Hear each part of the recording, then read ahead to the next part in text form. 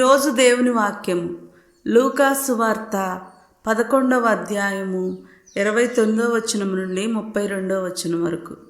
ప్రజలు అనేకులు అచ్చట చేరగా యేసు ఇట్లు చెప్పనారంభించెను, ఈ తరము దుష్టమైనది, ఇది ఒక గుర్తును కోరుచున్నది. కానీ యోనా సూచన కంటే వేరొకటి అనుగ్రహింపబడదు. ఏలయన నినివే వాసులకు యోనా సూచన అయినట్లే ఈ తరమునకు మనుష్య కుమారుడును ఒక సూచన అగును.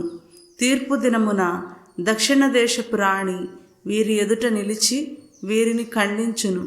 ఏలయనా ఆమె సొలొమోను విజ్ఞాన వాక్కులు వినుటకై దిగంతముల నుండి వచ్చెను. ఇదిగో ఆ సొలొమోను కంటే అధికుడు ఇచ్చట ఉన్నాడు. నినివే పౌరులు యోనా ప్రవక్త ప్రవచనములను ఆలకించి హృదయ పరివర్తనము చెందిరి కనుక తీర్పు దినమున వారు వీరి ఎదుట నిలిచి వీరిని ఖండింతురు.